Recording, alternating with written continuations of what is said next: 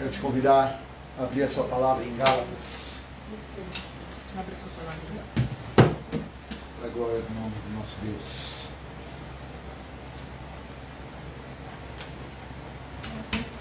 Nós sempre lemos o livro de Gálatas de uma maneira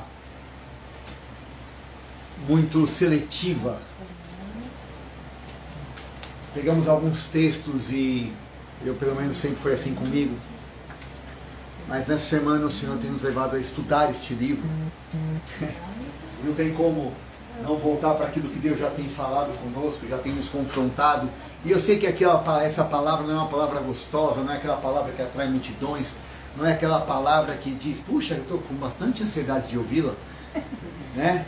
Porque ela nos confronta, ela nos traz uma percepção clara do que será que eu estou fazendo da minha vida, para onde que eu estou indo, qual rumo eu estou tomando, né? E as pessoas geralmente não gostam de ouvir isso.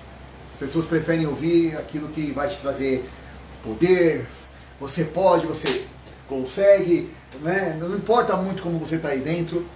No meio do processo, Deus vai dando uma garibada e você vai levando. Eu acreditava muito nesse evangelho, mas hoje eu sei que não é bem assim.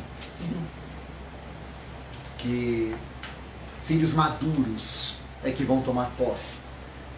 Então, filhos que entendem que quando estão reunidos, não vêm para tomar, não vêm para comer, não vêm para beber, não vêm para ficar trocando figurinha, mas vêm para entregar. O que você tem para entregar hoje?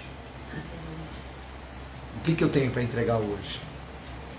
O que você pode agregar na vida do teu irmão, da tua irmã, nesta noite, nessa tarde? Nós que estamos aqui pessoalmente e você que está nos ouvindo pela rede. O que você vai entregar hoje, domingo, dia 29. O que você tem para entregar hoje? Porque o me dá é muito simples, é muito fácil. Né? Lá em Provérbios fala muito sobre o me dá. Mas o Senhor nos chamou para dar. Por isso que Jesus falou, aquele que mete a mão na mesa comigo não tem no mesmo espírito, está me traindo, porque o meu espírito é de repartir o pão, entregar a todos, e se sobrar eu como. Eu estou aqui para dar a minha vida em resgate de muitos. Mas antes de lermos, nós vamos ler do capítulo 4 em diante. Vamos ver o contexto. Não sei se alguns irmãos já leram o livro de Gálatas de uma forma mais pausada, de uma forma mais, assim, declinando-se sobre Gálatas é antes de Efésios. Ok? Gálatas, Efésios. Não, Gálatas. Então nós vamos ler o livro de Gálatas e aí vamos ver, Paulo começa se apresentando, eu, Paulo, apóstolo chamado por Jesus Cristo. Uau! Uau! Ele tinha uma clareza, uma convicção, uma certeza de que foi Jesus Cristo que o chamou, mas você e eu sabemos que ele não foi um discípulo físico de Jesus, amém? Ele não estava naqueles dias andando com Cristo, mas ele tinha esse chamado de forma muito categórica e clara, e aqui você vai lendo o texto, e vai vendo desde o capítulo 1, ele vai dizendo, eu não posso acreditar, o que está acontecendo, vocês estão sendo tão inconstantes, vocês estão andando de uma maneira que não faz sentido, né? E ele parece que começa a ter ali uma treta, e começa a gerar uma confusão, e nós estamos falando aqui de irmãos em Cristo. Amém? Estamos aqui falando de pessoas que entende-se que estavam focadas e voltadas para andar diante do Senhor, e ali uns começando a falar de leis, outros falando de costumes, outros falando que não é bem assim, você precisa cumprir alguns rituais. Aí ele encontra lá com Cefas, ele encontra com Pedro, Tiago, o irmão de Jesus, e com o João, né? Encontra com a tríade, os três principais. E eu aqui estou com a minha Bíblia, não a tradicional, onde eu podia achar rapidamente, mas aqui ele vai com Barnabé, ele encontra também e vai carregando consigo, vai para lá, e aí quando chega, você vai lendo, você sabe, nós sabemos que a Bíblia é dividida em capítulos e versículos, mas de fato ela foi escrita de uma maneira corrida, isso foi dividido e separado para o nosso melhor entendimento. E aí então ele vai e começa a falar de Pedro, confronta Pedro. Pedro, você ali de repente estava se comportando como judeu, com os judeus, falando de circuncisão para gentios, e aí quando a gente chega os gentios, você já muda, você vai se aquele crente chuchu, conforme o grupo você se adequa, né? Não pega o gosto de quem está perto, porque não tem gosto próprio, né? E aí tenta se adequar para querer agradar a todos. E aí ele começa a confrontar, a resistir em face a face, capítulo 2 e 3, ele vai falando dessas coisas, e parece que está tendo uma briga, uma confusão, até que ele vai chegando e vai falando, chega no ponto que ele diz, eu tenho certeza do meu chamado, eu vou arredar um pé, uns milímetros daquilo que Deus tem me dado, porque eu sei quem tenho crido, eu sei quem me chamou, e eu não fui comissionado por homens. O evangelho da graça que ele pregou a mim, que ele me mostrou, que ele me comissionou aos gentios, eu em nada diminuo o que eu já disse, porque eu não estou falando para agradar a homens, eu estou falando aquilo que o Espírito Santo mandou, e eu tenho convicção que todas essas coisas, você e eu podemos discutir, mas já não sou eu mais quem vivo, mas Cristo que vive em mim, já estou crucificado com Ele. E a vida que eu vivo pela fé naquele que me chamou. Amém? E aí então vai vindo nessa toada, vai vindo nessa questão, e aí chegamos no capítulo 4, que é da onde nós vamos tocar daqui para frente. Amém?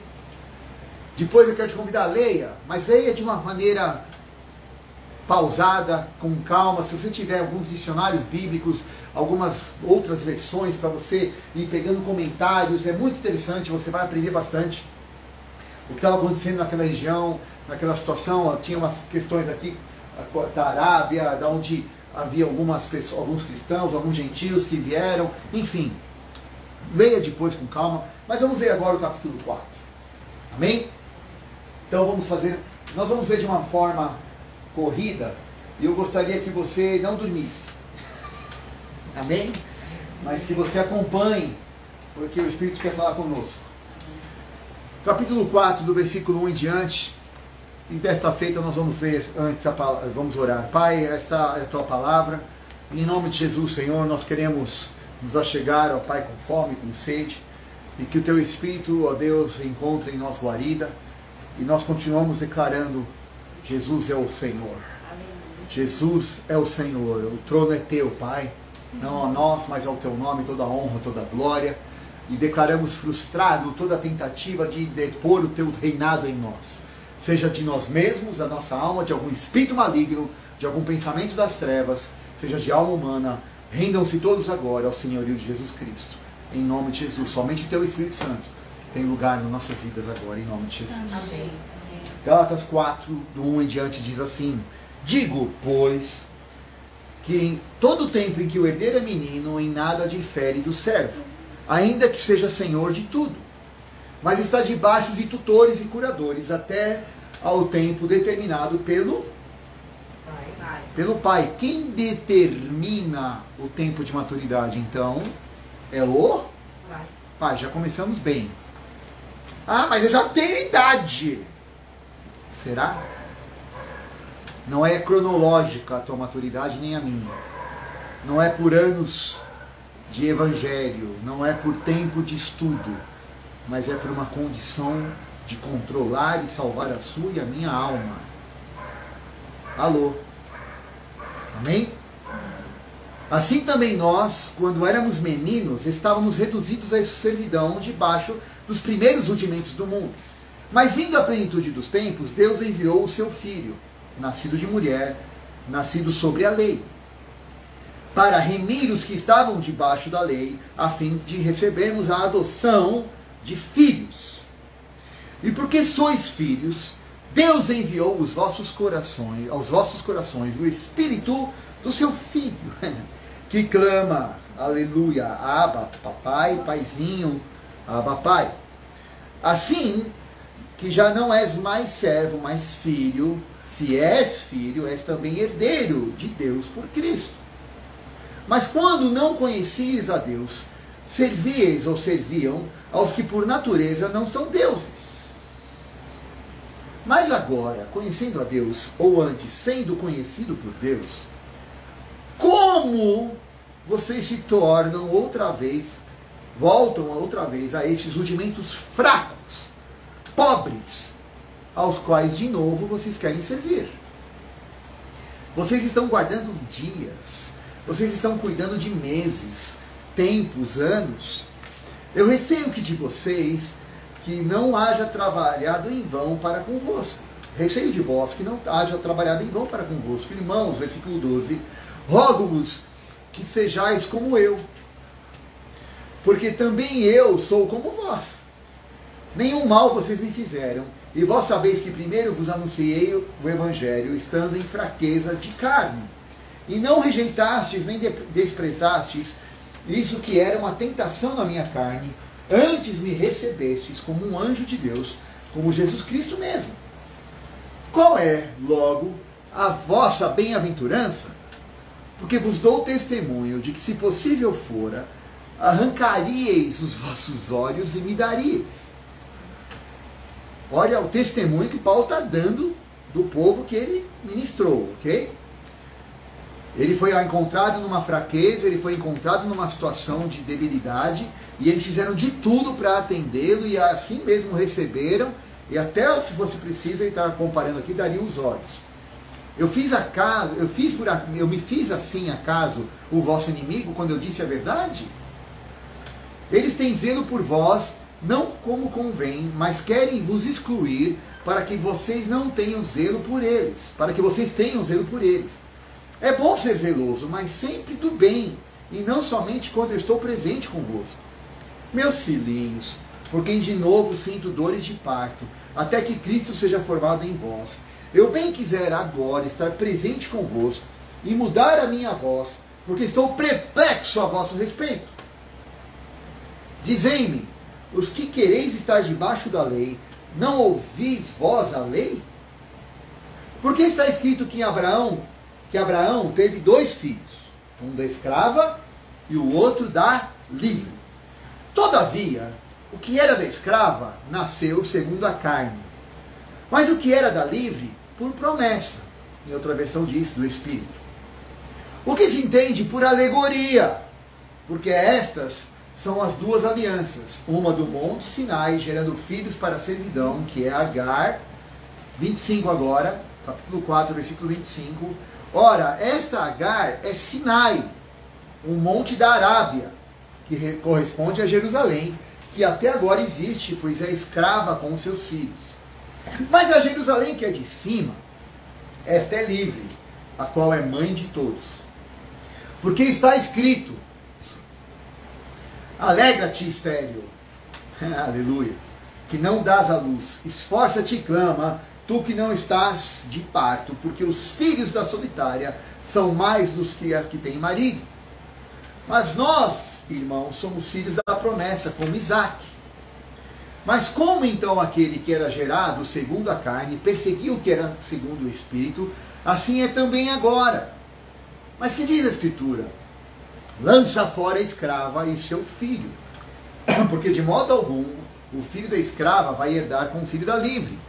De maneira que, irmãos, somos filhos não da escrava, mas da livre.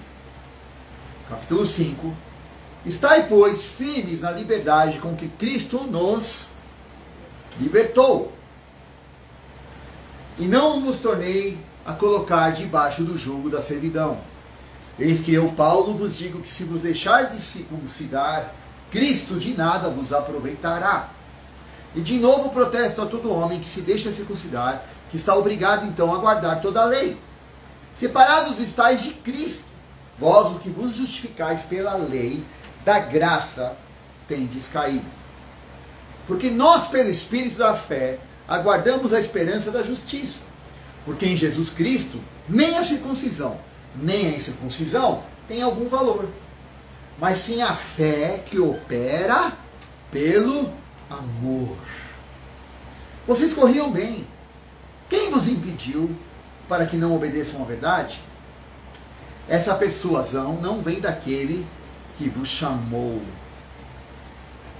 Então, persuasão, nesse caso, É algo interessante para a gente tomar cuidado. Um pouco de fermento leveda toda a massa. Confio de vós no Senhor, que nenhuma outra coisa sentiríeis, mas aquele que vos inquieta, seja ele quem for, este vai sofrer a condenação. Eu, porém, irmão, se prego ainda a circuncisão, porque sou, pois, perseguido? Logo, o escândalo da cruz está aniquilado. Eu quereria que fossem cortados aqueles que vos andam inquietando. Porque vós, irmãos, fosse chamados à liberdade. Não useis então da liberdade para dar ocasião à carne, mas para servir uns aos outros, pelo amor, não por persuasão, nem por nada, mas por amor. Porque toda a lei se cumpre numa só palavra, e é nesta: amarás o teu próximo como a ti mesmo. Se nós, porém, não se assustem, isso acontecia só naquela época, tá? Se vós, porém, vos mordeis e vos devorais uns aos outros, tomem cuidado para que vocês não se consumam também uns aos outros.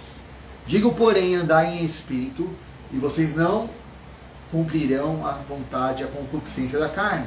Porque a carne cobiça contra o espírito, e o espírito contra a carne, e estes se opõem um ao outro, para que vocês não façam o que de fato vocês querem. Mas, se sois guiados pelo Espírito, não estáis debaixo da lei.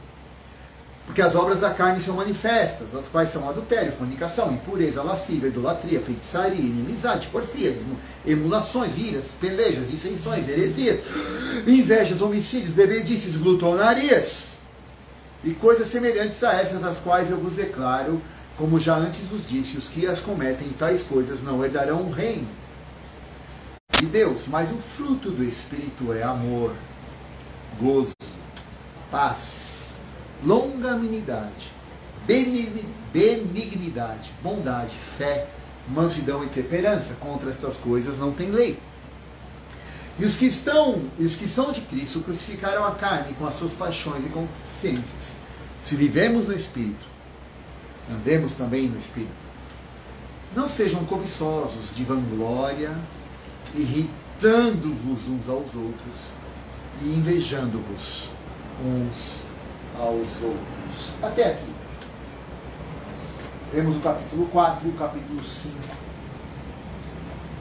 de Gálatas. Amém? Vamos entender de forma mais prática todo esse ensinamento, e aí você, voltando para o contexto, Paulo está ali com a igreja, com os irmãos do primeiro século, onde está ali uma condição.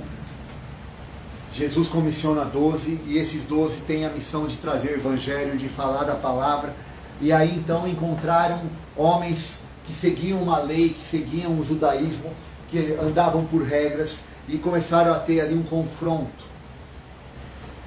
E esse confronto Paulo faz e traz uma revelação e uma analogia, falando: olha, se vocês continuarem a negar o que Deus, Jesus Cristo, que Deus fez em Jesus e através de Jesus para mim e para a sua vida, querendo ainda viver de uma forma natural, avaliando certo e errado, então, vejam bem, eu tenho que guardar o sábado.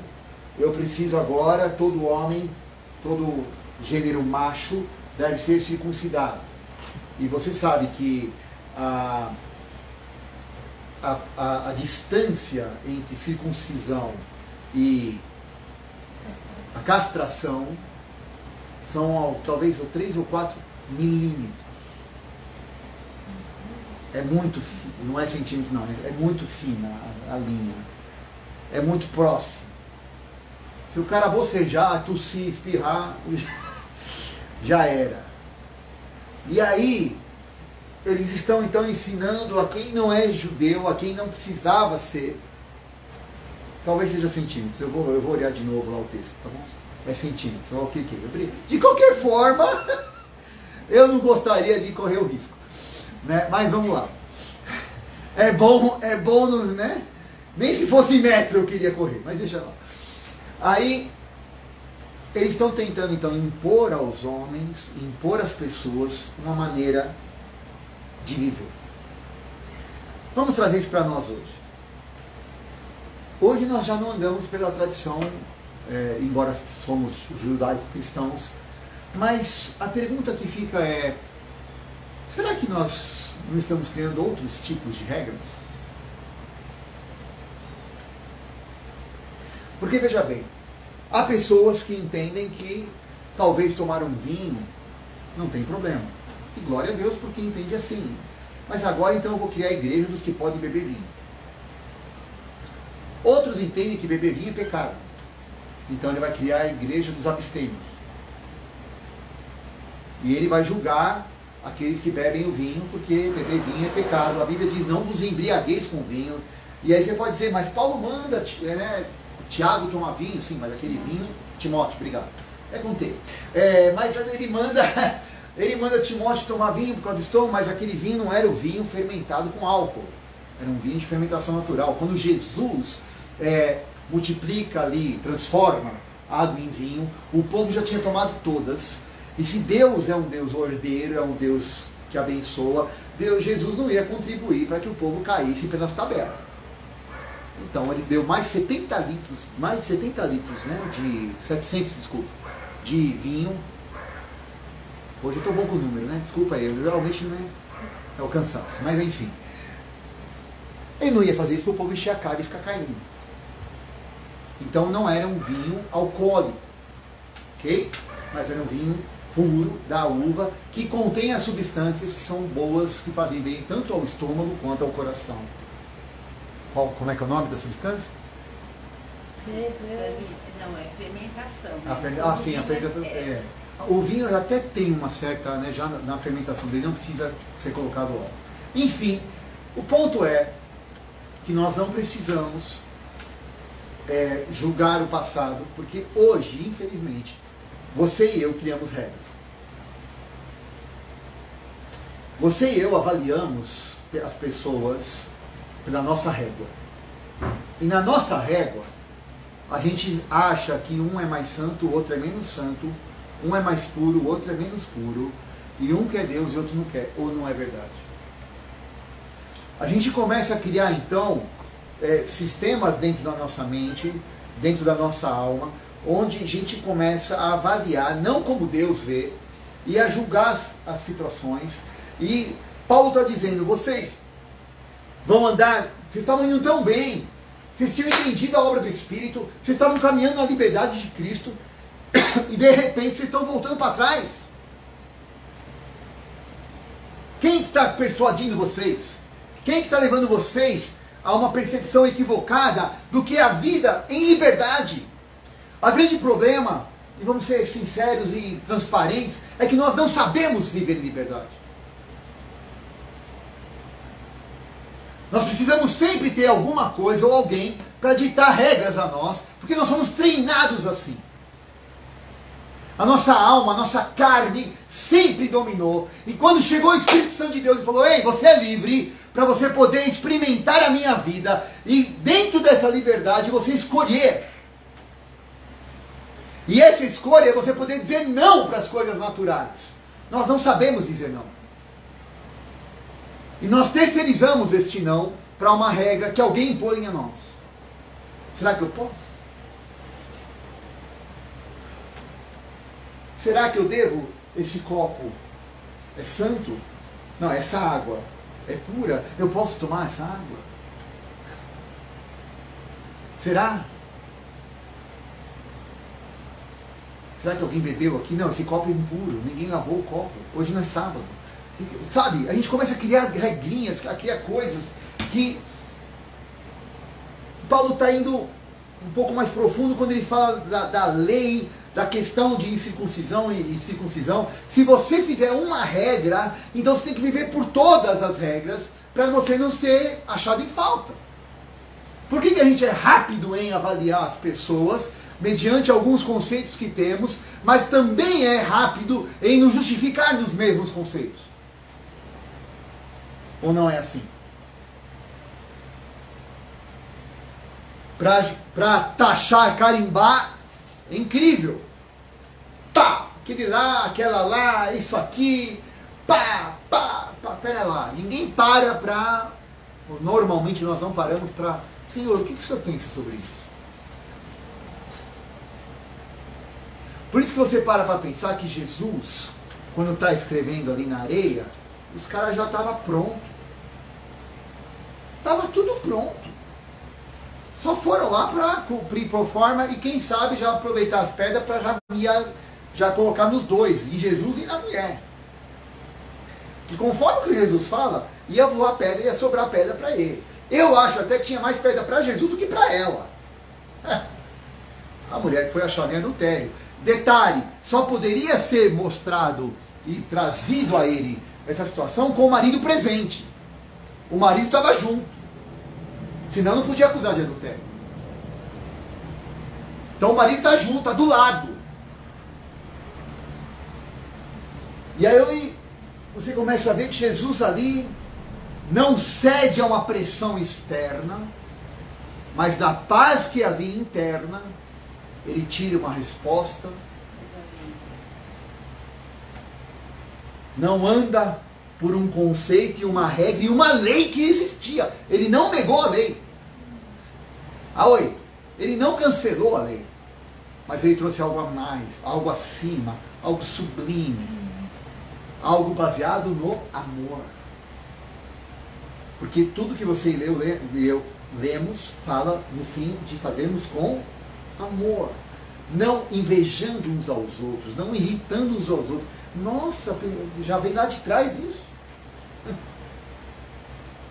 Já tinha inveja, já tinha irritação uns aos outros, já tinha competição, já tinha medição de mais santo, menos santo, mais isso, mais aquilo, quem ora mais, quem ora menos, quem dá mais, quem dá menos, você que não dá nada, você que só quer isso, você que não contribui, você que não contribui não é só com grana, mas não se entrega, não se deixa tocar, vem só de corpo presente, mas a alma está lá no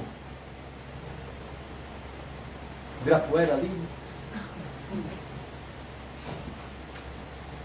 E aí Paulo está falando, vocês não estão entendendo que dentro de nós, assim como aconteceu, todo o Velho Testamento é sombra daquilo que viria, e Jesus veio. João Batista, e aí eu vou tocar num ponto que vai talvez escandalizar muita gente, porque eu ainda também estou digerindo isso,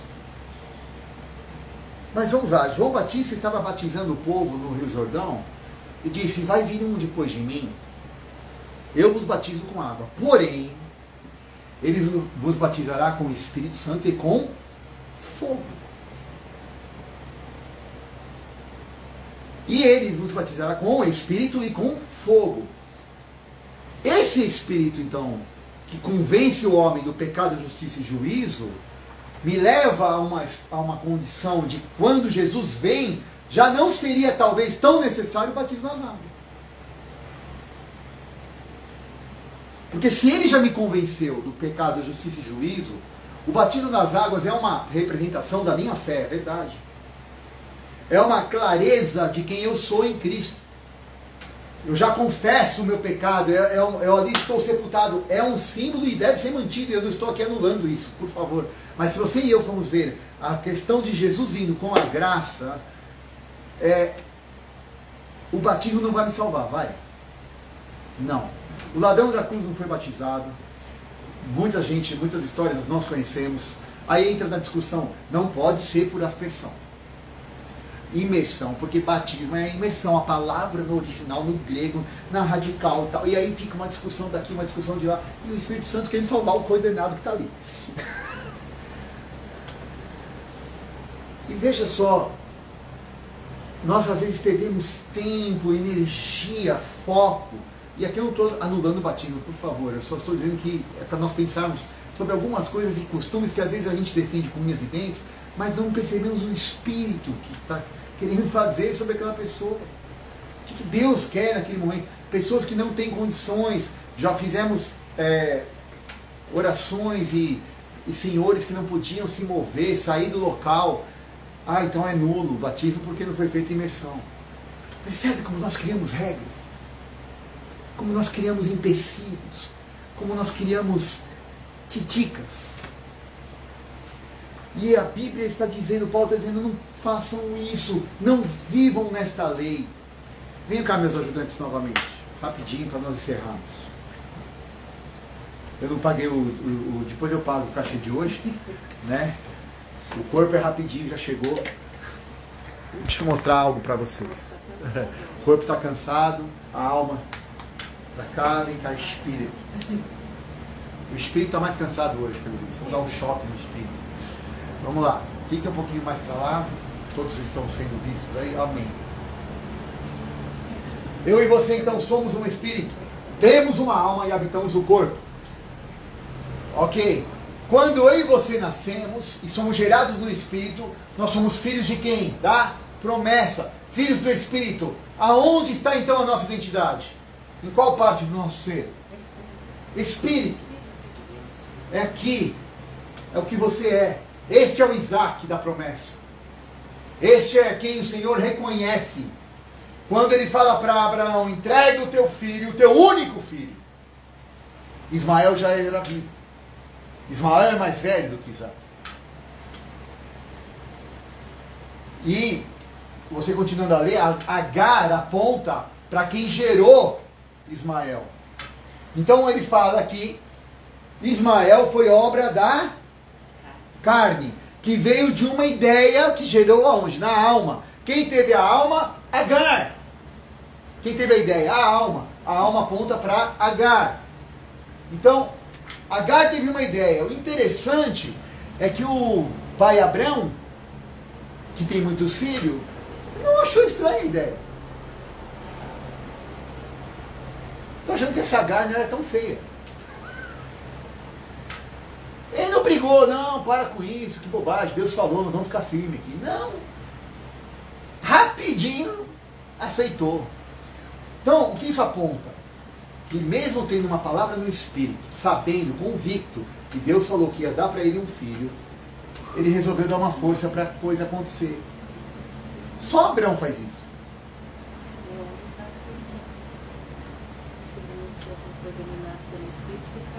Né? Então, só Abraão faz isso, nós não. Deus falou, eu vou te prover. Deus falou, eu cuido de você. Mas sabe qual é o problema? O problema é que eu e você tomamos uma decisão, sabemos da promessa, Paulo está dizendo isso. E aí nós queremos viver por uma decisão nossa, na nossa alma, e geramos na nossa carne, dá uma abraçada aqui, um monte de Ismaelzinho. Aí os Ismaelzinhos vão nascendo e eles vão sustentando tudo que você decidiu na sua alma, e isso que está aqui milita contra o que está no teu espírito. Aí a palavra de Deus ministra para você, você quer que a palavra de Deus, você, o teu espírito, a tua identidade, quer trazer essa realidade. Segura, por favor. Obrigado, Espírito.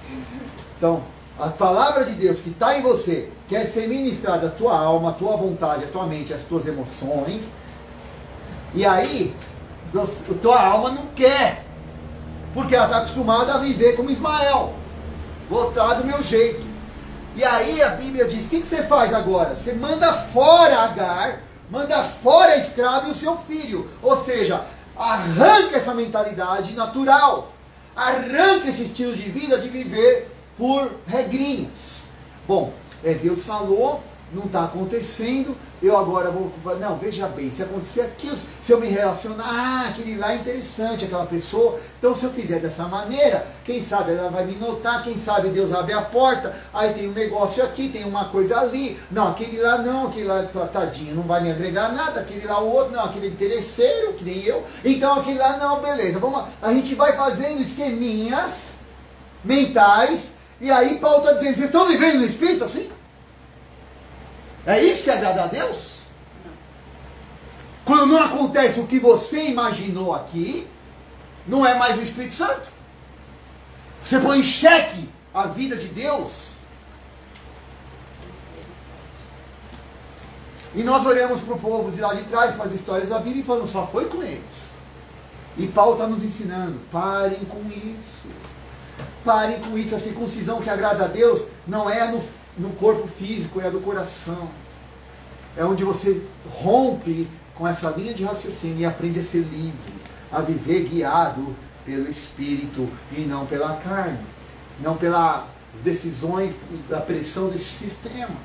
onde a tua alma submissa ao Espírito. Abaixa aí, filho. Senta aqui, senta, isso, dá a mãozinha para ela. Onde a sua alma está sujeita.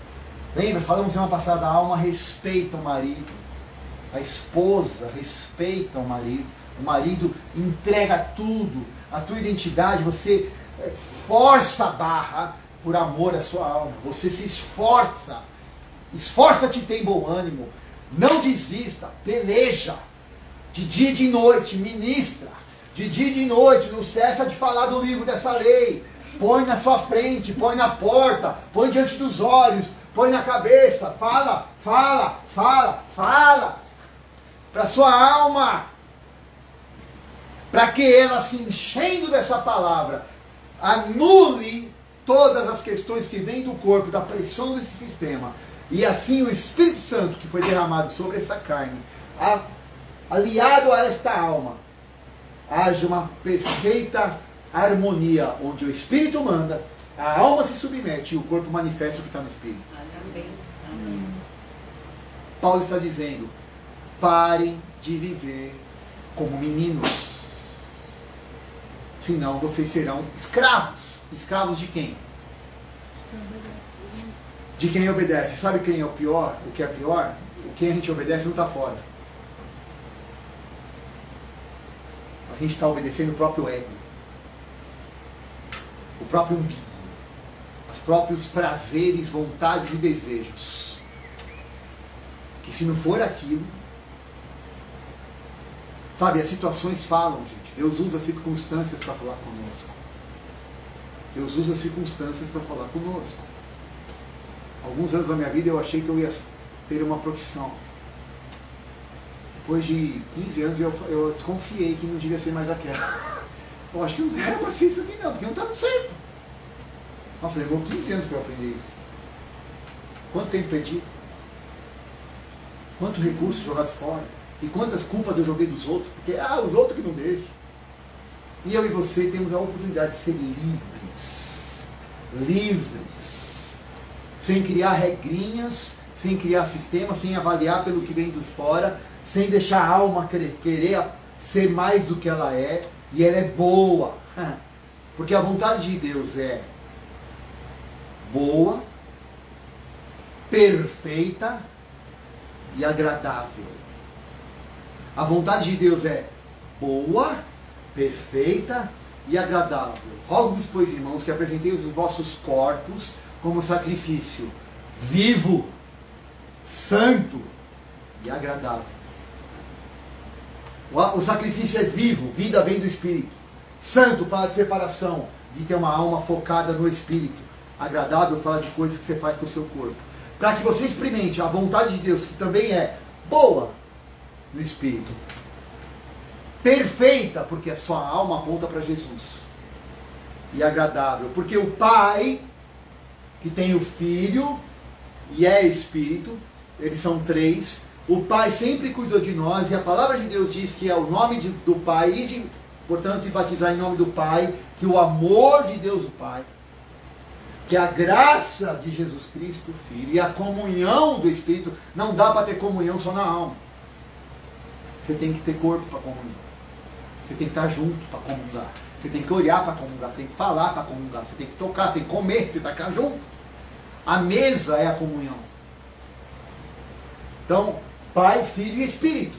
Deus nos amou tanto, tanto nos amou, que a nossa alma estava indo para o inferno, que Ele entregou a dele.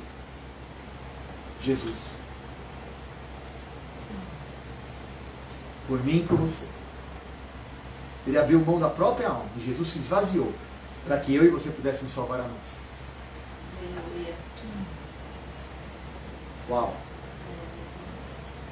Então, por mais que esse tema, por mais que talvez essa linha de raciocínio deveria, né? Eu sei que os irmãos não estão vendo aí, mas tem muita gente pulando aqui. Não te faz às vezes ficar tão alegre. Deveria. Porque você não precisa ser mais escravo de você mesmo. Nós não precisamos mais obedecer a impulsos naturais, mas andarmos pelo Espírito. Foi para isso que Deus nos chamou. Amém? Pode sentar. A pergunta é, queremos isso? Eu e você queremos pagar o preço de vivermos esta vida, de nos voltarmos para o Espírito? Então como que nós praticamos isso? Vamos ser bem didáticos hoje, né? Então como é que eu pratico essa vida? Se eu estou anos e anos com informações, conheço talvez a palavra, criei eu as minhas regras, e se você for ler lá agora sim em Efésios, você vai ver no capítulo 2, se não me falha a memória, que isso também é idolatria, que nós criamos tantas regras que isso é idolatria. Eu começo a idolatrar o meu estilo de vida e não mais ao Senhor. E isso me afasta de Deus. Então nós vamos criando falsos ídolos, nós vamos criando vários falsos sistemas, quando de repente devemos só ser guiados pelo Espírito. Claro, temos que planejar, temos que estruturar, mas tudo com o aval do Espírito. Como é que eu sei? Primeiro, paz. Porque a paz que excede todo entendimento é o árbitro no nosso coração. Tenho paz? Amém. Não tenho paz, não faço. Não dou um passo. Mas tá, tem que fazer. Se não assinar hoje, se não acontecer agora, eu falei, olha, é o seguinte, então eu vou perder. Não vou fazer, não estou com paz. Acabou. Você disse, você prometeu. Eu falei, não vou. Não tenho paz. Quem não te deu paz? O meu Deus não me deu paz. Não vou fazer. Chega. O príncipe da paz não liberou essa paz para mim. Eu não faço. Ah, vai desagradar. Vão pensar o que de você? O que quiserem. Eu faço o que o meu Deus manda. Eu quero começar a viver assim. Não vou gerar Ismaéis.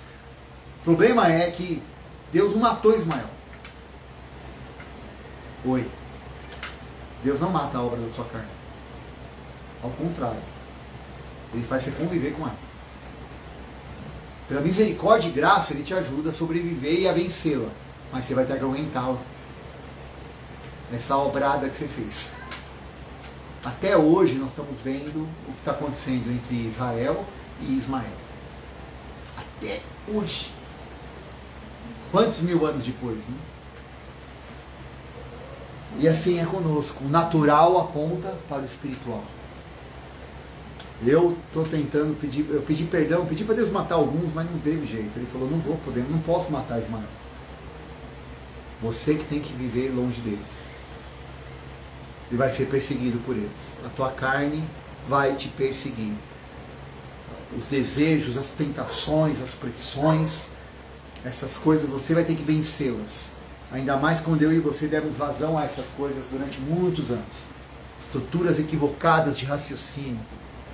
Estes são os principados e potestades que já foram derrubados na cruz. E que as armas da nossa milícia não são carnais, mas poderosas em Deus, para derribar essas estruturas, conforme diz a palavra em 1 Coríntios 10, do 1, 2 e 3. Amém? Senhor, nós queremos te louvar nessa tarde. Queremos te agradecer porque o Senhor tem levantado, nestes tempos tão complicados, homens e mulheres maduros. Homens e mulheres que querem deixar de ser crianças, que não querem mais viver como mimadinhos, reclamando seus direitos, mas entendendo que nós não estamos aqui por pagamento, nós não estamos aqui por salário, por merecimento, nós estamos aqui por um comissionamento, por uma missão de filhos que conhecem o coração do seu Pai e que sabem que o Senhor nos deu uma honra de representá-lo aqui. O Senhor nos deu a honra de apontar ao teu nome toda a honra, toda a glória e todo o louvor. O Senhor nos deu, ó Pai, uma condição de, ainda que na terra e vivendo nela, e passando as pressões, as aflições, saber que podemos vencê-las como o Senhor as venceu. Como Jesus orou, não peço que os tire deste mundo, mas que os livre do mal. Nós que queremos pedir perdão por não reconhecer de quantas vezes o Senhor tem nos livrado. Queremos te pedir perdão nesta tarde, noite, de quantas vezes nós não nos apercebemos ou não agradecemos. a tua bondade e a tua misericórdia para conosco, e quantas vezes sem entendimento nós criticamos, reclamamos, murmuramos contra o teu nome também. Quando fizemos isso contra um irmão, contra pai, mãe, tio, contra parentes, contra filhos, enfim, quantas vezes fizemos isso, magoando o teu coração e uns aos outros. Mas a tua palavra nessa noite nos diz: não irriteis uns aos outros, não invejai uns aos outros, mas ao contrário, sustentai-vos mutuamente em amor.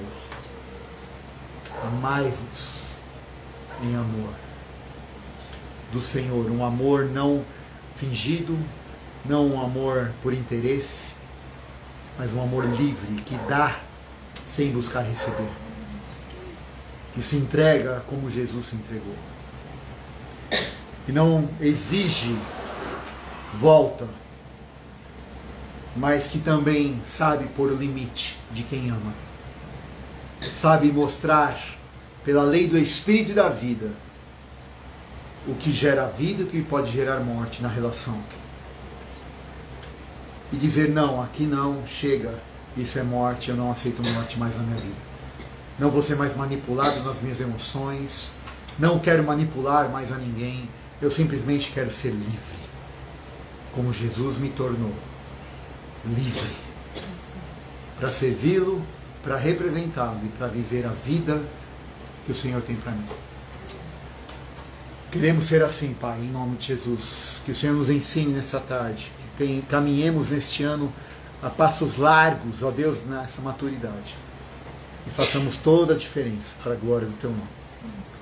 Queremos abençoar aqueles que estão nos assistindo, os de perto e os de longe, que o Senhor transforme, ó Deus, a vida de cada um nas áreas que precisam ser, ó Pai, e que todos nós possamos nos tornar filhos úios, filhos maduros, deixando de ser escravos, e assim embaixadores do Teu reino.